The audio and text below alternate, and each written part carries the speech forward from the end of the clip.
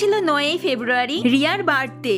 আর আমাদের সকালটা শুরু হয়েছিল খুবই তাড়াহুড়োর মধ্যে দিয়ে। তো চলো রিয়ার বার্থডেতে সকাল থেকে রাত পর্যন্ত আমরা কি কি করলাম তোমাদের সাথে সবই শেয়ার করব। তো প্রথমেই বললাম সকালটা আমাদের খুবই তাড়াহুড়োর মধ্যে দিয়ে কেটেছে, কারণ আজ আমরা ঠিক করেছি কিছু বাচ্চাদের খাওয়াবো, তাই সকাল থেকেই আমরা তার আয়োজন করছিলাম। আর এটা একটা রিয়ার স্বপ্ন পূরণও বলতে পারো। শুধু রিয়ার নয়, আমাদের সবারই একটা স্বপ্ন পূরণ হলো, সেটাও আবার রিয়ার বার্থডের দিনে। তো আমাদের সব প্যাকেটগুলো গোছানো হয়ে গেছে আর আমরা সবাই রেডিও হয়ে গেছি। আর আমরা একটা টোটো ভাড়া করে নিয়েছিলাম। দেন খাবার দাবার গুলো নিয়ে সবাই মিলে উঠে পড়লাম টোটোয়। যদিও আমাদের পৌঁছাতে বেশি টাইম লাগবে না, কারণ আমাদের বাড়ি থেকে বেশি দূর না, হয়তো 7 থেকে 8 মিনিট হবে।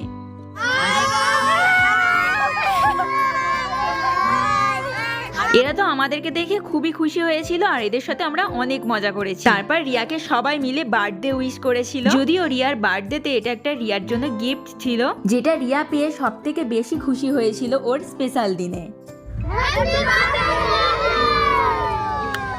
তো সকাল থেকে দুপুর আমাদের এইরকম মজা করেই কেটে গিয়েছিল। দেন বিকালে আমরা চলে গিয়েছিলাম কিছু ফটোশুট করতে, কারণ রিয়ার স্পেশাল দিন বলে কথা, একটু ফটোশুট না করলে হয়। তারপর ফটোশুট ভিডিও শুট করে বাড়ি চলে এসেছিলাম। আর সন্ধ্যে থেকে শুরু করে দিয়েছিলাম রিয়ার বার্থডে ডেকোরেশন করা, যেটা আমরা সবাই মিলেই করছিলাম, শুধু রিয়া বাদে, কারণ ওর বার্থডেতে নিশ্চয়ই ও ডেকোরেশন করবে না, আমাদেরকেই সবটা করতে হবে। তাই তো আমরা রিয়াকে বাদ দিয়ে মজা করতে করতে ওর বার্থডে ডেকোরেশন করছি। আর এই হচ্ছে রিয়ার বার্থডে ডেকোরেশন। কেমন হয়েছে তোমরা সবাই বলো, যেটা আমরা সবাই মিলে সাজিয়েছি। আর এই হচ্ছে রিয়ার বার্থডে কেক। তো মোটামুটি সবকিছুই কমপ্লিট, এবার শুধু রিয়ার এন্ট্রি হলেই হয়ে যাবে। তো চলো এবারে রিয়াকে ডাকা যাক।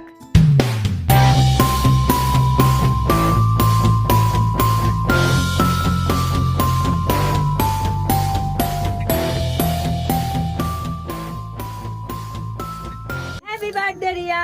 বাবা এরা কি করেছে রে।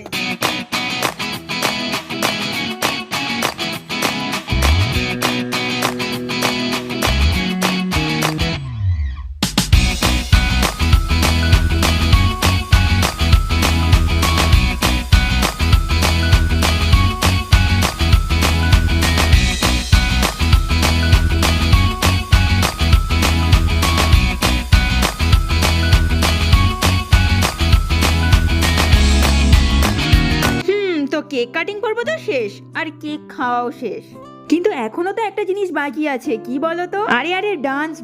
বান্ধবীর বার্থডে বলে কথা, একটু ডান্স তো করতেই হবে। তো চলো আমরা ডান্স করি, আর তোমাদের সাথে দেখা হচ্ছে নেক্সট একটা ভিডিওতে। তো টাটা সবাইকে।